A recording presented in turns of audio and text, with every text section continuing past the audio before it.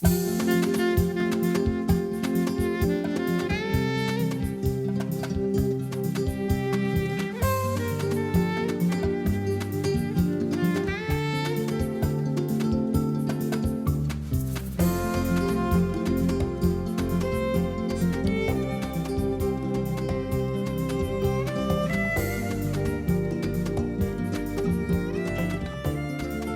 en nuestro estudio tenemos unas flores preciosas. Aquí no hace frío, no está lloviendo, no hay tráfico, no hay inmovilizadores de automóviles, no hay absolutamente nada. El ambiente es encantador, amistoso y muy propicio para conversar con nuestro invitado de esta noche, viernes 22 de noviembre. Fecha muy importante porque es el Día de Santa Cecilia, patrona de los músicos. Es la fecha ideal para que abordemos el tema de hoy. Vamos a acercarnos a Giuseppe Verdi, está cumpliendo su bicentenario, considerado uno de los máximos compositores del siglo XIX y para muchos el máximo compositor de ópera. Para hablar del tema no invité a un director de orquesta, ni a un concertino, ni a un compositor, ni a un solista, ni a un intérprete, nada de eso. ¿Sabe quién vamos a entrevistar? A un científico, a un investigador, a un doctor. Se trata del doctor Adolfo Martínez Palomo. Como usted sabe, él es miembro del CINVESTAB y desde luego miembro del Colegio Nacional.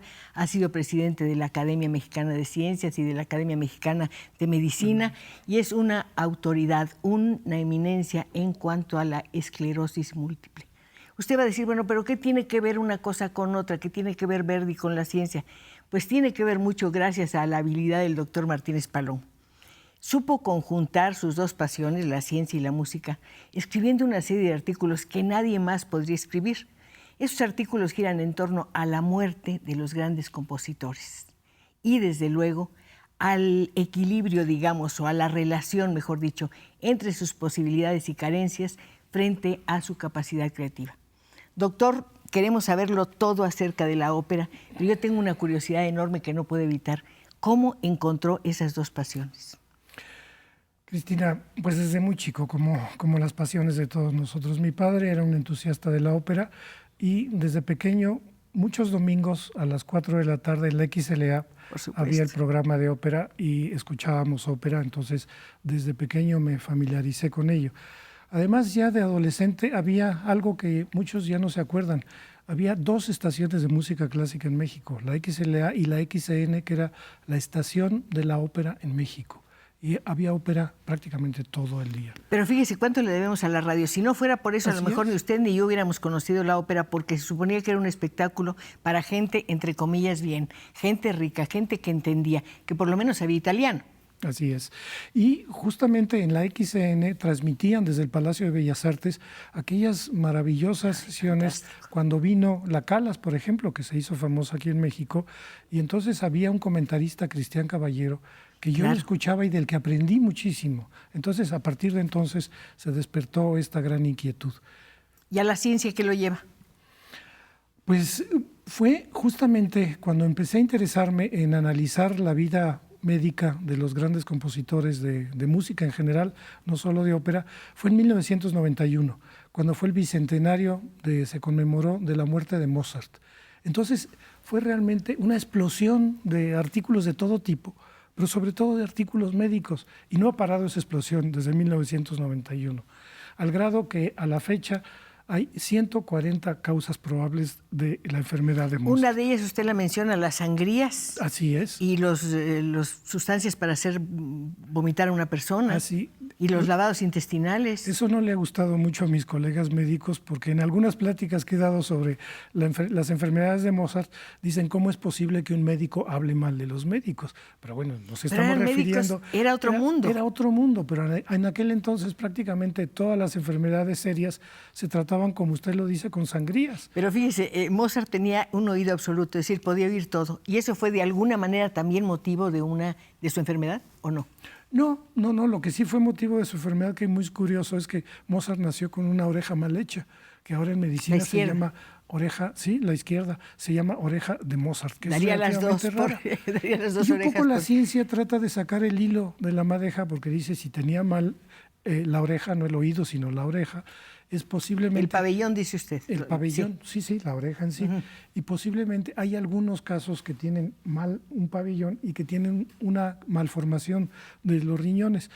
Esto no vamos a entrar en muchos detalles, pero no parece que haya sido el caso. De ¿no? las 144 causas de la muerte de Mozart, cosa que siempre tendremos que lamentar, ¿cuánto cuenta el agotamiento de una persona que ya trabajando permanentemente y viajando tanto en condiciones difíciles? Yo siempre he insistido porque fíjese que sus biógrafos, qué interesante que usted lo comente, sus biógrafos no hacen énfasis en eso, pero su vida fue agotadora. Se ha calculado inclusive día con día, porque la vida de Mozart se ha podido seguir desde el momento en que nació prácticamente hasta cuando expiró. Más de la tercera parte de su vida se la pasó viajando. ¿De sus 30 y tantos años, 10 viajó? 10 Usted años decía 10 y tantos días. Así ¿sí? es. Y realmente era exhaustivo, porque en aquellas condiciones, en aquella época, se viajaba en condiciones muy, muy difíciles, en condiciones higiénicas muy inadecuadas. Y entonces, pues Mozart fue desde pequeño un niño enfermizo, un niño que se cansaba, pero bueno, su genio lo sacaba adelante. Maravilloso, ¿no? Fue pequeño toda la vida, unos 55, creo, de muy estatura. Pequeño, un poco. Imagínese. Un poco de ojos saltones, un poco visco, un poco narigón con marcas y cacarizo. en la cara. Porque por fortuna le dio viruela, pero no quedó ciego, lo cual hubiera sido realmente muy lamentable, ¿no? Pues imagínese usted las investigaciones que ha hecho el doctor, las ha hecho acerca de Mozart, como acabamos de decir, y de Beethoven. Y Beethoven también. Bueno, llevo... Y Chopin. Chopin también. Y Schumann. También Schumann. Y Schubert. Y Schubert. Oiga, Schubert ellos. a los 31 años de edad, ¿por qué murió?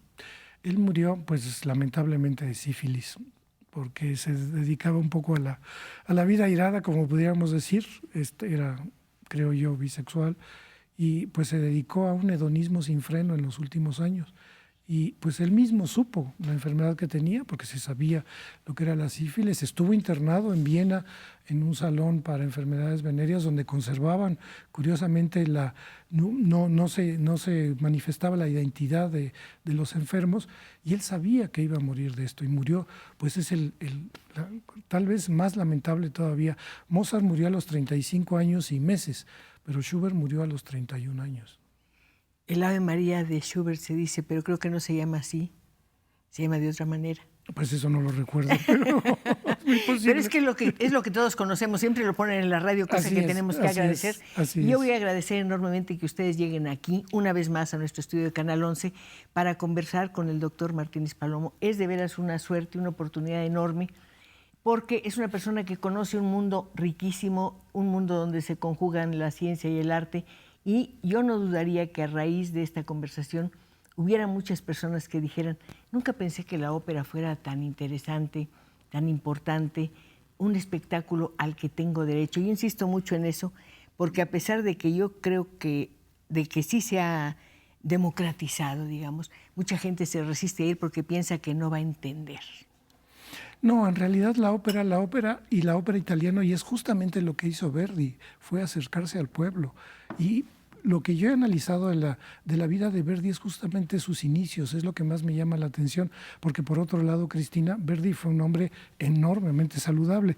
Hubiera sido una desgracia para los médicos porque prácticamente nunca se enfermó, hasta el final, ya cuando tuvo su problema cerebral. Abotonaba el chaleco. Así es, que dijo...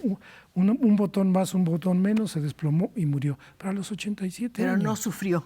No sufrió. No sufrió, y después de haber hecho sus 3 máximas óperas, aunque todas son maravillosas. Así es, pero justamente lo que usted dice, la ópera era hecha, la ópera que hizo Verdi era para el pueblo, no era para la gente sofisticada o para la gente rica. Tenemos que pensar que también es el bicentenario de Wagner. Muchas personas lo temen porque es grandilocuente, porque sus personajes son dioses y pertenecen a un mundo un poco oscuro y demás. En cambio, los personajes de Verdi son seres común y corrientes, tienen los problemas que tenemos todos. ¿Qué pasa con Verdi y Wagner? ¿Qué le debe Verdi a Wagner? Yo creo que no le debe nada. Los dos tienen en común nada más que nacieron juntos y que los dos fueron genios de la ópera, pero eran muy diferentes. La personalidad de Wagner es una personalidad muy poco atractiva, es una personalidad para algunos repelente, porque era un individuo odioso, mal amigo, le robaba la esposa al director von Bülow y después lo obligaba a ese director que dirigiera sus óperas, le debía dinero a medio mundo hasta que se encontró a Ludwig de Baviera, quien le dio todo el dinero que necesitaba. Los dos son genios, pero los dos muy diferentes. Verdi fue el gran héroe de la reconstrucción de Italia como un país. Muy importante. Y fue importantísimo y sigue siendo muy importante. Sigue siendo el héroe italiano. La unificación de Italia. Es más, hace algunos años hicieron un estudio para analizar cuál era el personaje más importante para los italianos. Garibaldi o Verdi. Y fue Verdi, después vino Garibaldi, pero Verdi sigue siendo el personaje más importante. Le pregunté la relación o lo que le debía Verdi a Wagner, porque leí una nota, doctor, donde decía que Verdi le debe a Wagner un cambio de posición respecto de la orquesta. No lo creo. Eso no está en lo que yo he analizado.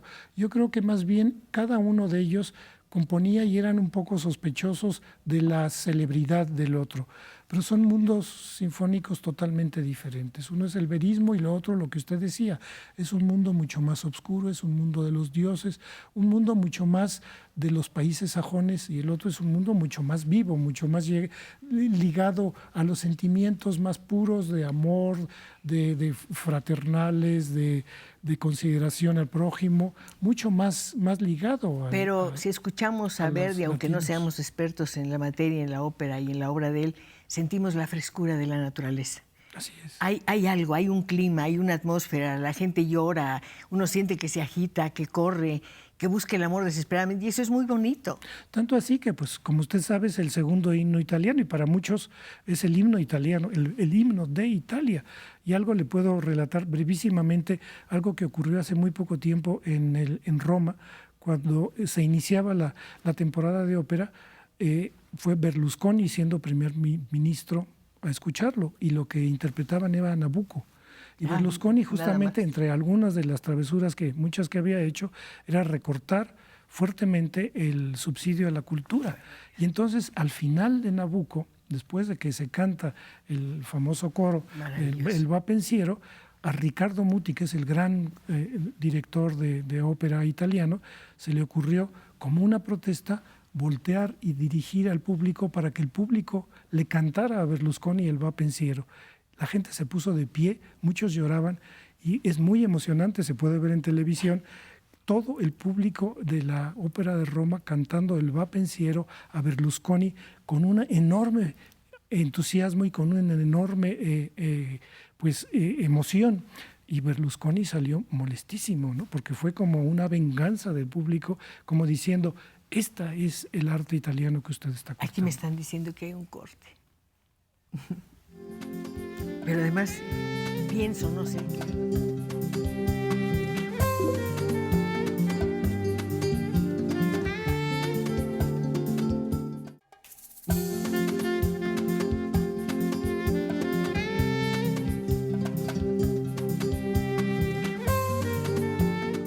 Me encantaría que usted llegara a este estudio y nos dijera, ¿le gustaría que volviera a funcionar la XLA? ¿Ha escuchado ópera?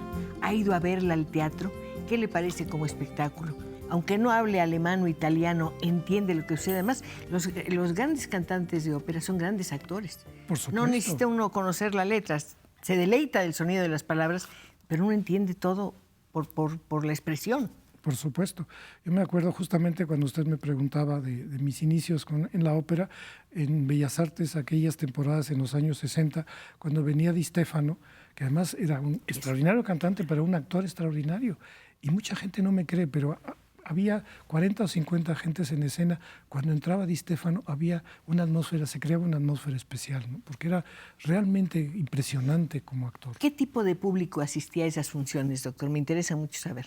Pues abajo, evidentemente, todo eran joyas y pieles, pero arriba estaban los verdaderos. O sea, la gente de abajo no le interesaba la ópera, los que les interesaban no se interesaban la ópera. Iban por la foto los de abajo. Arriba, iban por la foto, con algunas excepciones, por supuesto. Pero arriba es curioso cómo realmente era gente modesta que hacía un sacrificio por comprar el abono, que además no era excesivamente caro en aquella época, ¿no? Después se ha vuelto un poco más caro y ha habido otras. Pero México fue realmente un sitio donde se hicieron grandes cantantes, fundamentalmente la Calas. Y tenemos grandes cantantes de Y ópera ahora, en este por momento. supuesto, sobre todo, bueno, tenores, sopranos, maravillosos. Sí, ¿no? ayer tuve la oportunidad de entrar a la casa del Indio Fernández, cosa que agradezco muchísimo. Y me enseñaron el sitio de la casa donde cantó la Calas, invitada por él. Ah, caramba, eso no Sí, sabía. yo no sabía tampoco, y ahí está la foto, es fantástico, ¿no? Es fantástico que ustedes reaccionen a nuestra invitación de entrar aquí a nuestro estudio de Canal 11.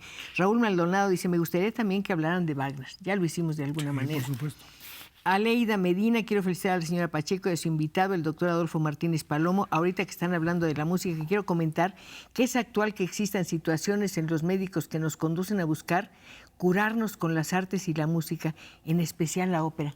La música como terapia existe. No, por supuesto que existe, no solamente como terapia, sino como medio para facilitar el aprendizaje, algo que está todavía muy de moda y que es muy discutido, el efecto Mozart, el aprender matemáticas escuchando la música de Mozart. Y hay artículos muy interesantes y de gente aparentemente especialistas que insisten que sí hay algo en la música de ¿Eso Mozart. se explicaría por la relación entre las matemáticas y la música? Es una de las teorías, justamente, obviamente no se ha logrado comprobar, es muy complicado, pero sigue, esto también hay decenas de artículos en revistas médicas y en revistas de psicología que hablan del efecto benéfico de escuchar música de Mozart mientras Yo no sé estudia. si nos curamos de las enfermedades físicas, pero estoy segura de que oír buena música nos cambia. Buena música en todos los renglones, no nada más en cuanto a la música clásica, ¿no? Se usa también como terapia en algunas, por ejemplo, en algunos asilos de gente mayor, etcétera, se usa como terapia e indudablemente tiene un efecto relajante, un efecto benéfico. Hablar de Verdi, conocer su historia, es relajante porque nos demuestra que era un ser absolutamente excepcional. Sus principios, sus comienzos, doctor, en un medio completamente reducido, con padres analfabetos, en un mundo muy pequeño. ¿Cómo habrán sido? Pues a mí es lo que más me ha interesado de la vida de Verdi, cómo se crea un genio en un medio rústico, pobre, con padres aparentemente analfabetas. Se discute mucho si eran o no, pero parece que sí lo eran. En todo caso, era un medio muy pobre. ¿Cómo se creó el músico? Porque no tuvo realmente una formación, siendo niño, una formación como músico, pero tenía un talento excepcional. Pero su porque padre fue generoso, le compró un piano. le compró Entendió un que le piano, interesaba al niño le la compró un música. piano, y hay una anécdota muy curiosa que dice que cuando era muy pequeño hacía de monaguillo y entonces estaba oyendo al órgano y no atendía al oficio de la misa, y entonces el padre le propinó una patada, cayó rodando, y Verdi, el niño Verdi de 6 años, se levantó y le dijo que te parta un rayo. El pueblo se quedó azorado, pero años después cayó un rayo y el padre murió.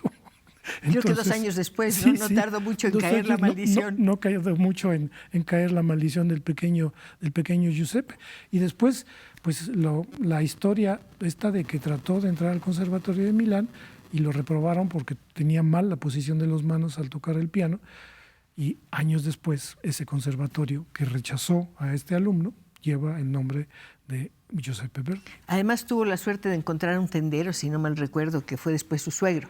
Y él lo apoyó notablemente. Lo apoyó económicamente, lo apoyó durante muchos años y lo apoyó también cuando tuvo su gran tragedia. Antes de los 30 años se quedó viudo y perdió a sus 2 hijos, los 2 a diferentes épocas, a los 18 meses.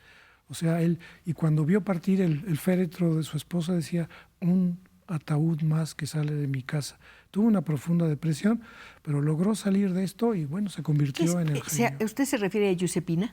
A Giuseppina, sí. ¿Qué se sabe de ella? Porque parece una persona no muy agradable, por las notas que he visto, pero no sé. ¿A su esposa? Sí.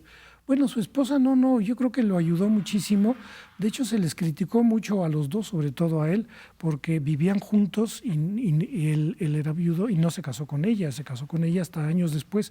Pero yo creo que fue fundamental en la vida de Verdi, lo apoyó enormemente y era pues la gran soprano de la época. Y después vino otra soprano que fue la gran intérprete de Aida. Así es.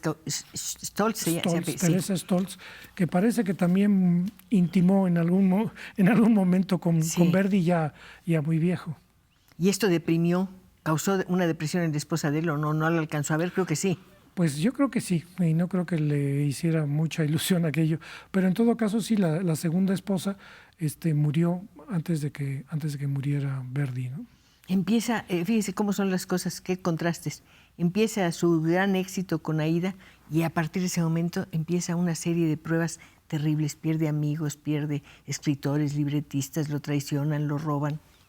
Pues es uno de los problemas de vivir tantos años, que empieza a perder a los amigos, empieza a perder el soporte que tenía en todos sentidos anímico, pero Verdi siguió relativamente impávido, porque además la mitad de su tiempo lo dedicaba a las óperas y la otra mitad de su tiempo lo dedicaba a ser un ganadero y un comerciante próspero. Tenía una cantidad considerable de tierras y lo hizo con mucho cuidado y hizo mucho dinero. Verdi murió siendo millonario. Murió siendo muy millonario generoso. y muy generoso. Hizo la casa de retiro para los músicos que no tenían pensión. Así es. Fue realmente su última obra mundana, digamos. Y donde lo enterraron finalmente junto con su esposa, y fue aquel el acontecimiento más importante que ha habido en Milán. Según la gente que lo vivió, prácticamente todo Milán asistió al entierro en la casa de reposo. Eran centenares de miles de gentes que asistieron al entierro. Bueno, la gente siempre lo siguió. Leí también una nota donde decía que a raíz del estreno de Aída terminó la función, fue un gran éxito, y la gente hasta el amanecer estuvo vitoreando a Verdi por toda la ciudad. Sí, sí, sí. Igual pasó en Rigoletto con la Donna Mobile, que él no quiso que se interpretara, que no supiera el tenor qué es lo que tenía que cantar, porque si no la gente lo iba a empezar a cantar, y esto es lo que pasó. Se estrenó Rigoletto y la gente en la calle empezó a silbar la Donna Mobile, y de ahí en adelante, ¿no? Pero la ópera era totalmente del pueblo. Sí, sí, por supuesto. Que eso pasaba también con la ópera alemana, con Mozart. O sea, por ejemplo, la flauta mágica se hizo prácticamente para el pueblo y se estrenó en algo que era el equivalente de pues el Teatro Blanquita o algo por el estilo, ¿no? Y era para el pueblo. No todas las óperas, había óperas muy serias, pero había óperas para el pueblo. Después esto ya se fue desvirtuando un poco, pero la ópera debe ser esencialmente para todo el mundo. Bueno, pues esencialmente aquí hay un espacio para usted que nos acompaña todos los viernes. Diego Madrigal, saludos a la señora Pacheco, me gusta mucho su programa porque es muy interesante. Rosa María Leiva, quiero mandar un saludo para el programa y que le manden saludos a Rosita de Mérida, Yucatán, por supuesto, con muchísimo gusto. Doctor, esta figura de Verdi es absolutamente fascinante y conmovedora. Yo le decía cuando empezó el programa que lo admiro mucho, entre otras cosas, por su capacidad de ser amigo, por ejemplo, de escritores como Manzoni. Así es. Él hizo grandes amigos y fue siempre muy fiel a sus amigos, a los grandes escritores, a los libretistas. Tuvo una relación muy estrecha con los libretistas y la gente tenía un enorme aprecio por la honestidad y la firmeza de la amistad de Verdi con todos. ¿La misa de Requiem es para Manzoni? Sí, la misa escribió para él, que es una obra escalofriante, una obra mayor realmente, ¿no? Así es. Así es. Sus últimas óperas también. Una de sus últimas óperas. Doctor, de todas las óperas que usted conoce de Verdi, ¿cuál es la que más le gusta? Bueno, es la que yo empecé a conocer de pequeño, es Aída. Aída es maravillosa, es formidable. Independientemente de la fastuosidad de Aída, la parte íntima del amor de Aída con Radamés y también la parte de Aída con su padre, con Amonasro, se podían eliminar todas las grandes escenas de los grandes escenarios y concentrarnos solamente en esta parte, y es absolutamente maravilloso. Verdi quiere despedirse del mundo sonriendo o riendo o haciendo reír. Así es. Ahí está Falstaff. Y ahí está Falstaff, que es su gran obra. Él fue absolutamente... ¿Más que Otelo? No, ¿Más que Aída? Totalmente diferentes. Yo creo que las tres son enormes obras maestras, pero lo que fue realmente más sorprendente es que fuera una ópera cómica, entre comillas. Antes él había escrito una ópera cómica, no recuerdo el nombre. Sí, bueno, de las muchas yo tampoco lo recuerdo, pero fue un fracaso estrepitoso. Y entonces por eso ya no quiso, justamente hasta el final, volver a escribir una ópera cómica como Falstaff. ¿Sabe que es muy emocionante cuando los genios se encuentran? Pensar Shakespeare, Verdi, sí. Qué mezcla, qué combinación, ¿verdad? Qué combinación y qué buenos resultados dio. No siempre, cuando hizo Macbeth, Ajá. Parece que fracasó, Verdi, cuando intentó escribir una ópera con Macbeth. Así es, no tuvo suerte con esta ópera, y de hecho también es una ópera que es una ópera maldita, entre comillas. ¿Por qué, doctor? Pues no sé, porque se supone que cuando siempre está acompañada con algún mal presagio. Entonces, de hecho, no sé, los que viven de la ópera no la mencionan directamente. Prefieren no acercarse a ella. Así es. Yo sí quiero que ustedes se acerquen aquí. Aquí no hay mal en los presagios, no hay absolutamente nada más que la voz de ustedes. Juan Núñez, conocí las estaciones de radio XLA y XN, a quienes les debo mi gusto por la ópera, por lo que comparto la opinión del doctor Martínez Verdugo. Anónimo, me gustaría felicitar a la señora Pacheco por su programa y a su invitado a decirle qué opina respecto de la musicoterapia aplicada en la escuela. Pues es lo mismo que, bueno, tanto como musicoterapia, lo que hablábamos del efecto Mozart, ¿no? Como un auxiliar para el estudio de ciertas materias como las matemáticas. Hay muchas preguntas que están haciendo nuestros amigos. Preguntan, por ejemplo, ¿qué piensa el maestro de Puccini? Puccini maravilloso. La Bohemia es mi segunda ópera favorita.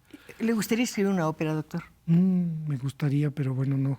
Estoy muy lejos de poder escribir más de media página, ni media llegaría. ¿Sabe leer música? Sí. Estudié piano, pero muy pequeño y lo dejé muy pronto. ¿Puede leer una partitura? Sí, puedo leer una partitura. ¿Cómo es la experiencia? No, es maravilloso el poder seguirla. Realmente soy apenas un bisoño en este sentido, pero es una diferencia. Y también en la ópera poder seguir la partitura en ópera es maravilloso. Sí. Tenemos un corte. También es maravilloso. Ay, están apurando.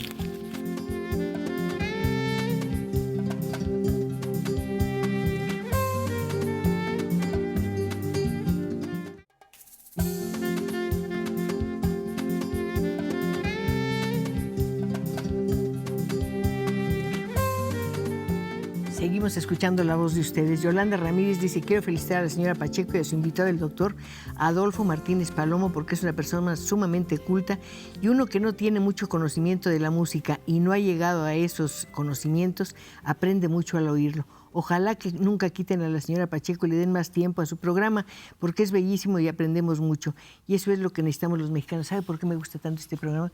Porque es como ir a la escuela, pero además con personas que son maestros, pero sin ponerse así, ya saben, en plan de muy estirados y demás, comprenden que no sabemos lo que ellos saben y lo comparten con nosotros y yo lo agradezco enormemente, doctor. Como agradezco sus conferencias, por cierto, me decía que el jueves va a tener una cosa muy interesante en el Colegio Nacional. En el Colegio Nacional se va a conmemorar el bicentenario del nacimiento, pues, de Verdi y de Wagner, pero ya les lo importante nosotros. no es la conferencia, sino que esto va a ser con coros, y entonces van a interpretar coros de Wagner y coros de Verdi, y por supuesto Aida. ¿Qué coro va a estar? Me dice usted que es muy bueno. Es un coro sottovoce que no es muy conocido, pero son realmente muy buenos. Ya han cantado en varias conferencias mías y me han emocionado mucho. Por supuesto. Filiberto Sánchez, quiero mandar un saludo al doctor Adolfo Martínez. ¿Qué opina de Giacomo Puccini? Ya lo habíamos dicho. Esperanza Rojas, estoy escuchando el programa. Quería felicitar al doctor y al programa de parte de Esperanza Rojas. Me parece muy interesante. Adolfo Martínez, para dejarle saludos de parte de sus nietos. A Jimena y a Diego les gusta mucho también la ópera, sobre todo la de Rossini. Le mandamos felicitar. Guadalupe Martínez, doctor, me sorprendió y me encantó que me dijera que toca el piano. ¿Quién lo acercó a la interpretación, digamos? Tocaba el piano, porque mi hermano mayor fue un muy buen pianista, estuvo a punto de llegar a ser concertista. ¿Cómo se llamaba él o se José llama? Manuel, vive todavía, es mi Qué hermano gusto. mayor.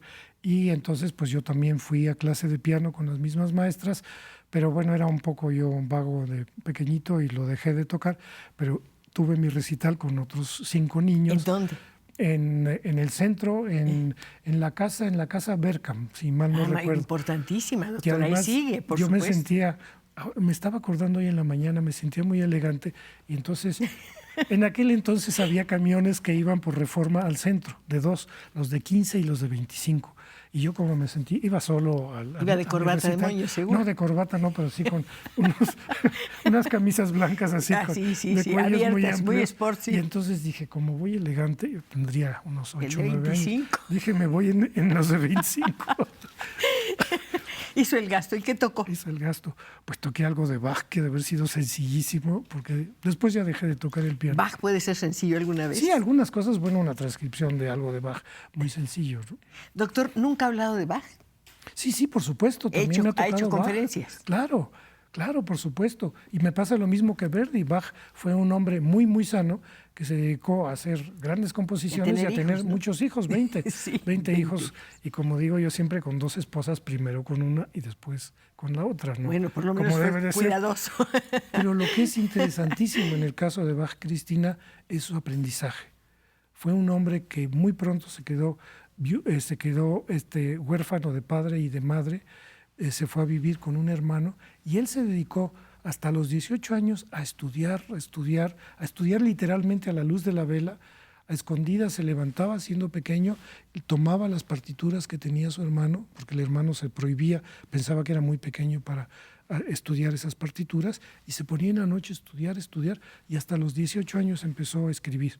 Entonces, según las teorías habituales, es que nació siendo genio, porque toda la familia desde siglos anteriores se habían dedicado a la música, pero mi hipótesis es diferente. ¿Cuál es?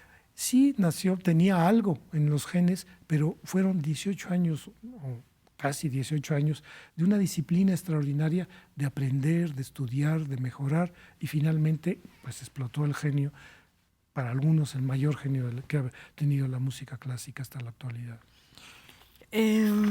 Marilu Torres, felicidades por el trabajo de la señora Pacheco y su equipo de colaboradores. Me siento feliz por ver y escuchar al doctor Martínez. Les quiero comentar que en la sala NESA se traducen al español las óperas a través de una pantalla gigantesca importantísima. Claro. Esta ha sido la revolución en la ópera en todo el mundo. Se hizo aquí, además. Sí, el hecho de que se pueda ver lo que se está interpretando y que se pueda ver en español o en el idioma en el que se encuentre la representación ha hecho una diferencia enorme, porque pues antes la gente se imaginaba lo que se estaba diciendo, pero ahora lo pueden estar viendo. Y esto ahora se hace en Bellas Artes, en la sala Nezahualcóyotl, en muchas otras salas. La ópera como el gran espectáculo del mundo. Es el gran espectáculo, es el espectáculo perfecto en el sentido de que tiene todo. Tiene teatro, tiene escenarios, tiene música y por consiguiente es también un espectáculo muy caro, ¿no? Y esto hace que mucha gente piense que es solamente para los adinerados, pero es exactamente lo contrario, debe ser lo contrario. Pero hay personas que pagan 5,000 pesos por ir a ver, a cierto tipo de cantantes y no quieren pagar 1,000 por ver una ópera. Así es, así es. Doctor, tiene usted muchos seguidores, ni remedio. Vamos a ver qué dice Gisela Andersen Martínez. El doctor Martínez Palomo es mi primo hermano. Estoy muy orgullosa de ser su prima. Teresa Fragoso, quiero felicitar a la señora Pacheco y a su invitado, el doctor Martínez, y quiero hablar algo acerca de Beethoven. Sí, nos gustaría. ¿Era sordo o no? Yo con frecuencia oigo en la radio que si era sordo o no. Era sordo absoluto, y fue, su gran problema. Lo que no se sabe, Cristina, por supuesto, es muy interesante el hecho de que uno de los grandes genios de la música haya creado música en silencio. Para algunos esto era un problema, para otros biógrafos piensan que era una ventaja, el tener una concentración total, de no tener ninguna distracción de ningún sonido de ningún tipo, y todo su mundo era el que estaba en su cabeza. Pero si no oía, ¿cómo oía la música, doctor? Pues esa es la gran pregunta. O sea, si hizo su máxima obra, la Novena Sinfonía, estaba totalmente sordo. Cuando hizo la Novena Sinfonía o sus últimos cuartetos, que son realmente la cima de la música clásica. Pero lo que no se sabe, y yo he insistido en mis pláticas, es que Beethoven además fue un individuo enfermo durante muchísimo tiempo. Tenía una alteración intestinal, que no viene a cuento dar los detalles, pero lo hacía sufrir enormemente. Y finalmente también tuvo un fin muy triste, porque tuvo enfermo del hígado, una cirrosis hepática, entonces tuvo un fin muy lamentable. Pero es extraordinario el tesón de Beethoven, y algo muy importante que yo creo que en todos los grandes genios lo han tenido: el conocimiento de su valor, el conocimiento de que son genios. Y Beethoven lo dijo: si no supiera que puedo darle algo muy importante a la humanidad, ya hubiera acabado con mi vida. Y a pesar de eso se sobrepuso a su sordera, se sobrepuso a su enfermedad intestinal crónica, se sobrepuso a su problema hepático y nos brindó lo que nos brindó, obras maravillosas. Cuando estas personas maravillosas se hacen preguntas fundamentales, ocurren cosas también extraordinarias. Leía yo que cuando Verdi decidió retirarse, sí, lo hizo creo que 10 años, 15 años, dejó de escribir. Un día de pronto se preguntó, bueno, ¿y si todavía hubiera dentro de mí una gran ópera que no he escrito? Y así ocurrió. y escribió Falstaff. Escribió las últimas tres, qué Ni más maravilla, ni menos, ¿no? sí lo sé, claro. María Castillas, quiero felicitar a la señora Pacheco y a su invitado, el doctor Martínez Palomo. Me tiene extasiada escuchando la conversación. Es muy grato escucharlo en la entrevista. Doctor, ya ve todo lo que le dicen. Muchas gracias por estar Gracias. aquí. María del Pilar Rioja, me gustaría felicitar a la señora Pacheco por su excelente invitado. Soy fanática de la ópera. Solo le pediría a la señora Pacheco que no interrumpa al invitado. Es que lo interrumpo no por grosería ni mucho menos. Es muy difícil, como le dije yo, continuar después de cierto tiempo un tema. Él acaba de hablar de la enfermedad y a mí me interesa la enfermedad y por eso salgo al paso, usted me entiende, es puro Pero, por entusiasmo, supuesto. doctor. También quisiera decirle de algunas presentaciones, pues la del jueves, dice usted, yo creo El que se jueves, refieren sí. a esa. Arnulfo Arango, saludos al doctor Martínez de parte del señor Arango del Sinvestaf. Felicidades a la señora Pacheco. Aleida Medina, doctor, de todos los músicos, sí, de todos los músicos que usted ha estudiado en relación al proceso de su muerte o las causas, ¿cuál es el que más lo ha impresionado? Indudablemente, si tuviera que quedarme solo con uno, me quedaba con Mozart. Siempre he pensado un poco ingenua, infantilmente, si de todos los que he estudiado pudiera invitarlo a mi casa a comer, sería Mozart. El poder realmente, no solamente por su obra, sino por su personalidad, por su vida misma, un individuo generoso, alegre, que rechazaba a los poderosos. Es una historia maravillosa realmente la de Mozart en todos los sentidos, y además un genio absolutamente fuera de lo común. Un hombre que componía mientras jugaba billar, por ejemplo, y después el problema era no el crear, sino sentarse a escribir. Y algo que yo insisto y que generalmente se olvida en sus biografías es que era extraordinariamente trabajador, como todos los compositores. No todo salía fácilmente. Se dedicaba, se levantaba muy temprano en la mañana y hasta altas horas de la noche estaba trabajando.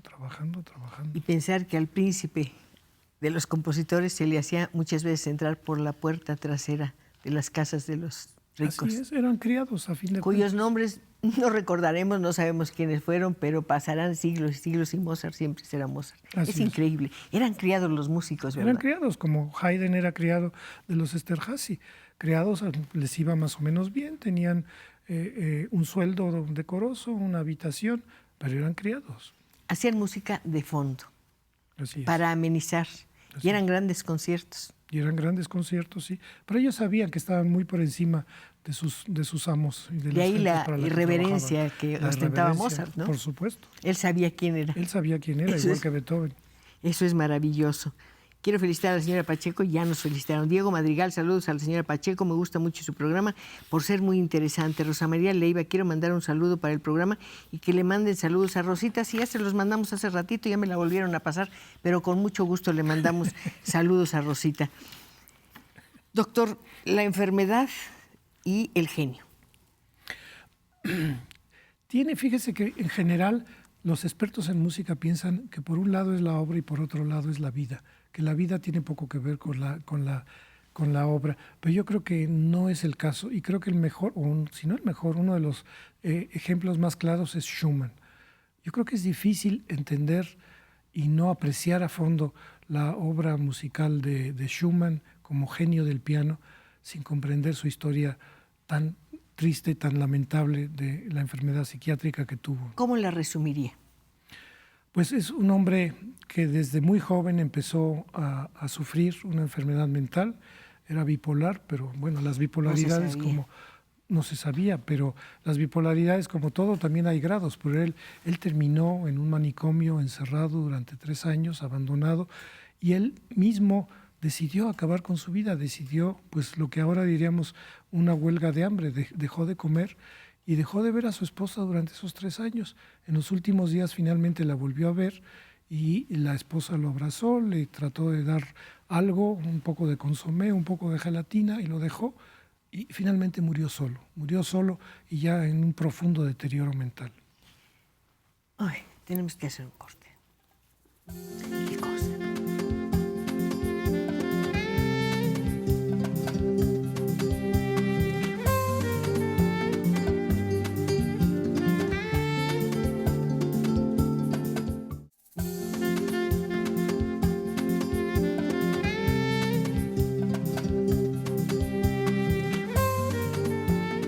Doña Miriam de la Rosa me hace una pregunta que francamente yo tengo que aclarar. Dice, quiero felicitar a la señora Pacheco por su programa. Y me pregunta, ¿el programa se transmite en vivo? Pues por supuesto que sí, hasta mis metidas de pata salen.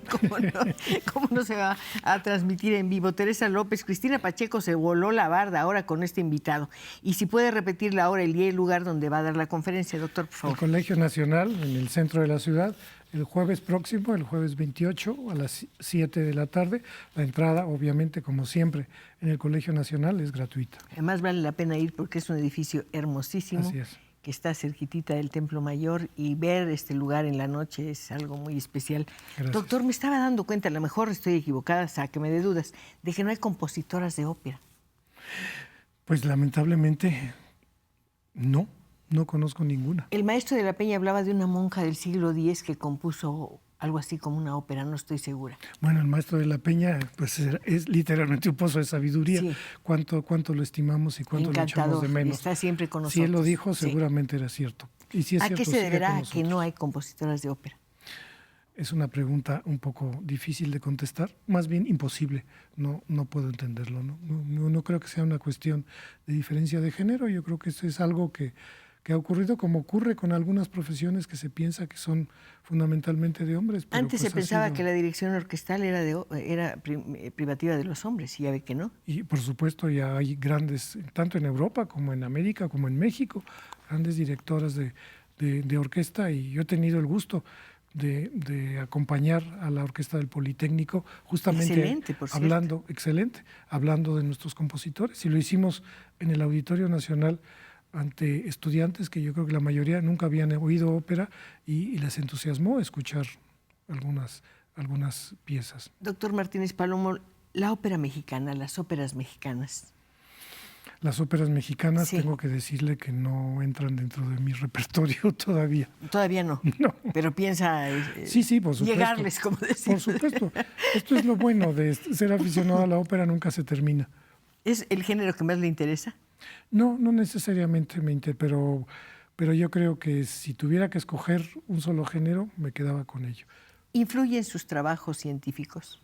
No, ojalá influyeran, serían más interesantes, pero algo que me pasa es que yo no puedo escuchar música y al mismo tiempo trabajar. O hago uno o hago lo otro. En cambio, la ciencia sí influye en su trabajo de melómano.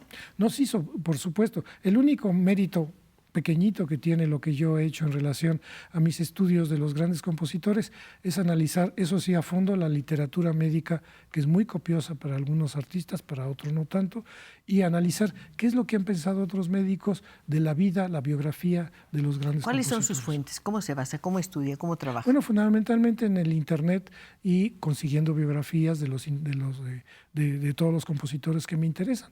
Pero en internet, por ejemplo, se pone Mozart y salen centenares de miles de entradas. Se pone Beethoven y lo mismo. Y en el caso de Verdi, es el único compositor que yo he analizado en donde no hay un solo trabajo médico. Vuelvo a insistir, porque fue un hombre extraordinariamente sano. Al hacer estos estudios, ¿usted humaniza al compositor? Yo creo que ¿Quiere sí. hacerlo? Y lo que trato de hacer en las pláticas y en mis escritos, que espero que pronto salga un libro que... ¿Cómo se va a llamar? El libro, pues todavía no tiene título, pero ya tiene quien lo hace, que es el colegio. Pero ya tiene libro. El Colegio de México y la UNAM y el Sinvestav lo van a patrocinar, y ahorita está en la estufa cocinándose.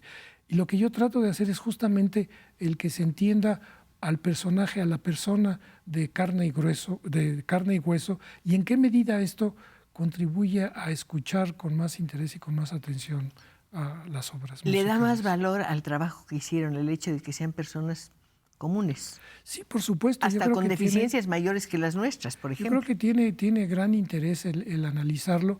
En algunos casos es, por ejemplo, cómo terminaron, por qué Tchaikovsky murió cuando una semana antes estaba perfectamente sano, y de repente estrena su sinfonía, su sexta sinfonía, y a la segunda representación, lo que había ocurrido es que Tchaikovsky había muerto.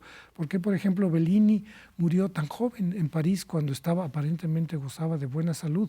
Son historias que son muy interesantes y nos permiten aproximarnos ¿A qué edad murió Bellini? Bellini a los 34 años. ¿Lo considera un hecho voluntario, digamos, de una persona que dice, ya hice todo lo que tenía que hacer, ya? No, fíjese, es algo muy interesante que se los trato de resumir. Bellini murió de algo que nunca se esperaría, de un italiano siciliano que muere en París, vivía ya, llevaba muchos años, y muere de un absceso hepático amibiano, que era una enfermedad, era por fortuna una enfermedad típicamente mexicana. ¿Qué hace un absceso hepático amibiano matando al gran compositor, el compositor en esa época más famoso de París? Y lo que a mí me llama más la atención, y eso no se sabía, es que él murió en París, estando en un extremo de París, en medio estaba el Sena, y en el otro lado del Sena, justamente pasando el puente de Neuilly, estaba el tratamiento para el absceso hepático, que lo habían encontrado Caventú y Parmentier, dos grandes farmacólogos, habían sintetizado la emetina. Todo lo que tenía que haber hecho, o los médicos, si él no podía, Bellini, era cruzar el puente de Neuilly y haberse curado. Nos hubiera dado otros 20 o 30 años de óperas maravillosas como Norma.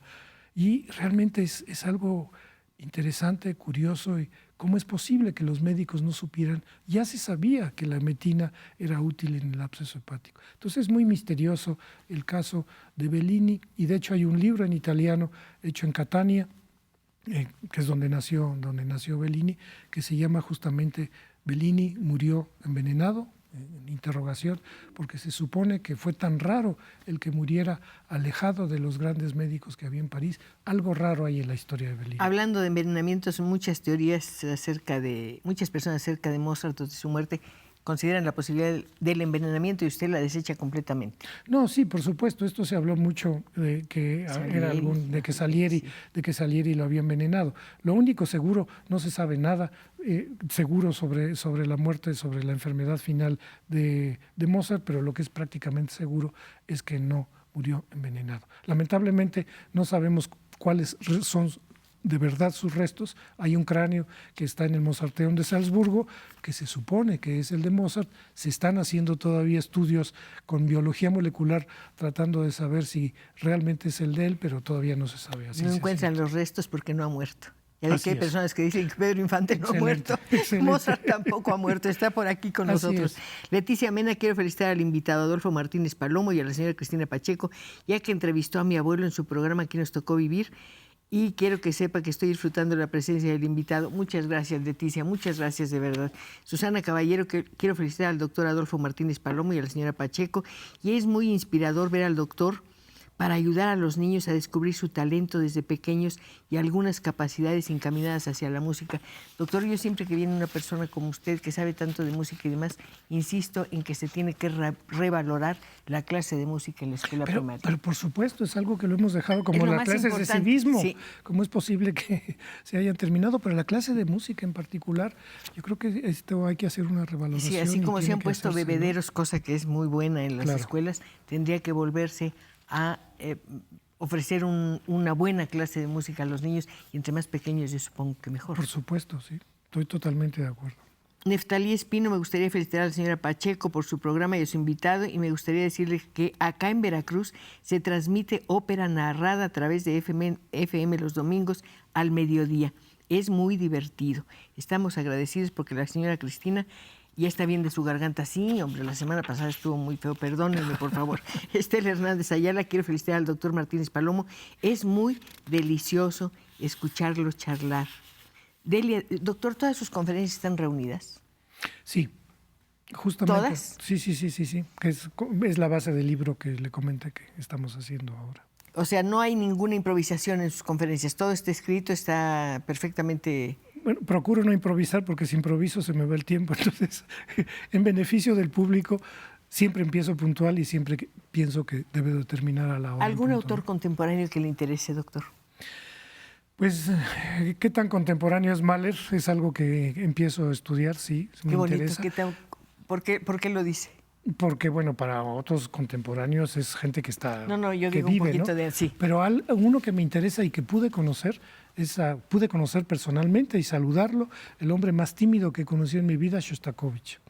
Vino hace unos 40 o 40 y tantos años a un instituto que ya no existe en México, ruso, de relaciones culturales, que estaba en la Reforma justo enfrente del Cine Roble, que ahora es nada menos que el Senado, o nada más que el Senado, lo que se quiera. y lo llevaron allá y yo supuestamente iba a aprender ruso, por supuesto, o estudiaba medicina o aprendía ruso, no pude con las dos cosas, pero nos invitaron a saludarlo y era un hombre extraordinariamente tímido, a mí me emocionó muchísimo el conocerlo. Dije, ¿Qué estaba él "Maestro, es un haciendo placer". ahí? ¿De una conferencia o qué? Lo trajeron a dar conferencias, ¿no? Pero me llamó muchísimo la atención Pero tuvo la suerte de conocerlo. Pero tuve la suerte de conocerlo, así es. ¿Y por qué quería estudiar ruso usted, doctor? Porque en Para aquel leer a Tolstoy, entonces, bueno, esto eran los fines de los mediados de los años 50 y bueno, pensábamos que el futuro estaba más por allá que por Estados Unidos y tenía la ilusión de si iba a continuar estudiando medicina y hacer estudios de posgrado, pensaba que el futuro estaba por allá, pero muy pronto me di cuenta chino que mandarín, doctor. Así es. Lo que hay que hacer. Yo lo haría con mucho gusto si pensara que puedo aprender de ser un idioma. Sé que es un idioma muy difícil. Guadalupe Sagoya. Aquí en Tlaxcala hay una estación que se llama Radio Ópera. Es muy buena para poder... Qué bonito, Pues qué bueno, ¿no? qué bueno, No no sabía. sabía. Juan Manuel Campos quiere felicitar al doctor Adolfo Martínez Palomo de parte de Juan Manuel Campos y de los trabajadores del INDRE. ¿No le da gusto? Ay, maravilloso. Maravilloso. Jorge Magdaleno, me gustaría que el doctor nos pidiera decir si la canción Por ti volaré pertenece a una ópera. Por ti volaré, no. Es algo de Pavarotti, pero no es una ópera. No es una ópera. Es una canción hasta donde yo sé que se la hicieron a Pavarotti. Ay, doctor, me tengo que ir. Nos tenemos que ir, mejor dicho. Le Cristina, agradezco. Mire muchas cuántas gracias. llamadas. Vuelva pronto, me conviene. Gracias, Muchas gracias. Cristina. Muy buenas noches a todos. De verdad, mil gracias por su atención. Nos vemos el viernes para seguir conversando. Hasta entonces.